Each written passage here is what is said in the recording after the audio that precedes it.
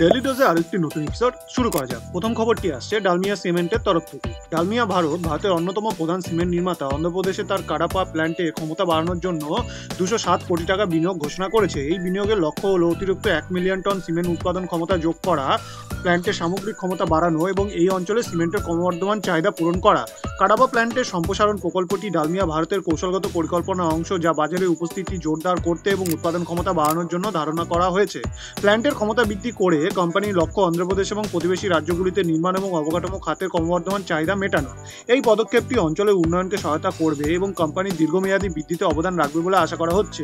207 কোটি টাকার বিনিয়োগ বিদ্যমান সুবিধাগুলি আপগ্রেড করতে, নতুন যন্ত্রপাতি ইনস্টল করতে এবং উৎপাদন দক্ষতা বাড়ানোর জন্য উন্নত প্রযুক্তি অন্তর্ভুক্ত করতে ব্যবহার করা হবে। এই সম্প্রসারণটি ডালমিয়া ভারতের স্থায়িত্ব এবং পরিবেশগত দায়িত্বের প্রতিশ্রুতির সাথে সামঞ্জস্যপূর্ণ।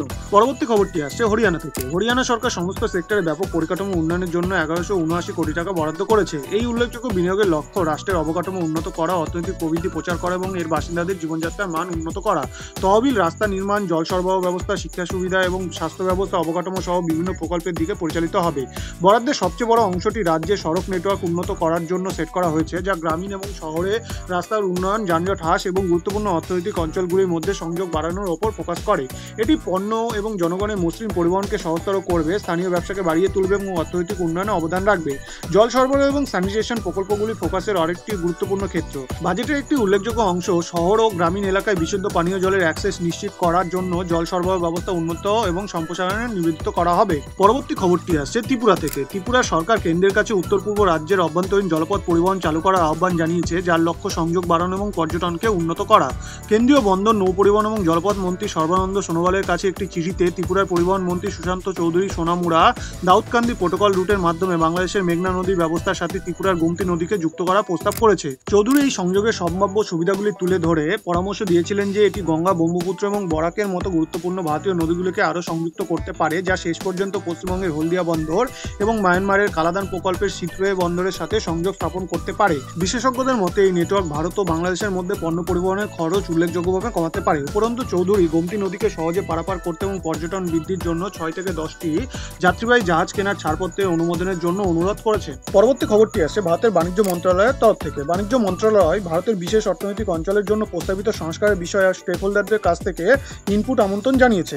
এই উদ্যোগের লক্ষ্য হল শেষগুলিকে পুনরুজ্জীবিত করা, তাদের বিনিয়োগকারীদের জন্য আরও আকর্ষণীয় করে তোলা এবং বর্তমান অর্থনৈতিক চাহিদাগুলির সাথে তাদের সারিবদ্ধ করা।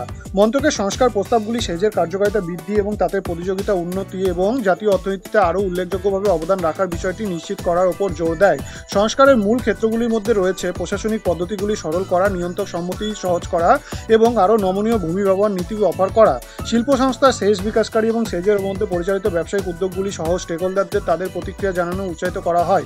মন্ত্রক এমন পরামর্শগুলি অন্তর্ভুক্ত করতে চায় যা আরও অনুকূল ব্যবসায়িক পরিবেশ তৈরি করবে, যা বিদেশি বিনিয়োগ আকর্ষণ করবে এবং রপ্তানি বাড়াবে। আজকে শেষ খবরটি আসছে উত্তরপ্রদেশ থেকে। উত্তরপ্রদেশ সরকার নয়ডার আন্তর্জাতিক বিমানবন্দরের দ্বিতীয় পর্যায়ের জন্য জমি অধিগ্রহণের প্রক্রিয়া শুরু করেছে। এই গুরুত্বপূর্ণ পদক্ষেপটি বিমান ট্রাফিকের ভবিষ্যৎ বৃদ্ধি এবং আঞ্চলিক সংযোগ বাড়ানোর বিমানবন্দরের অবকাঠামো সম্প্রসারণের দিকে অগ্রগতি চিহ্নিত করে। জমি অধিগ্রহণ প্রক্রিয়া বিমানবন্দরের সম্প্রসারণের জন্য নির্ধারিত এলাকার স্থানীয় জমি মালিক এবং স্টেক হোল্ডারদের কাছ থেকে জমির দখল নেওয়া জড়িত। এই পর্যায়টি অতিরিক্ত টার্মিনাল, রানওয়ে এবং সহায়ক অবকাঠামো উন্নয়নের জন্য গুরুত্বপূর্ণ, যা যাত্রী ক্ষমতা বৃদ্ধি এবং অপারেশনাল দক্ষতা সহজতর করবে। জেওয়ারে অবস্থিত নয়ডা আন্তর্জাতিক বিমানবন্দরটি জাতীয় রাজধানী অঞ্চলে বিমান ভ্রমণের একটি প্রধান কেন্দ্র হিসেবে কল্পনা করা হয়েছে।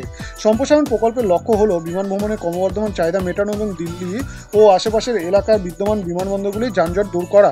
আজকের ভিডিওটি এই পর্যন্ত। আরও আকর্ষণীয় পরিকাঠামোগত খবরের জন্য লাইক, শেয়ার এবং সাবস্ক্রাইব বোতামটি টিপতে ভুলবেন না। শুভমস্তু।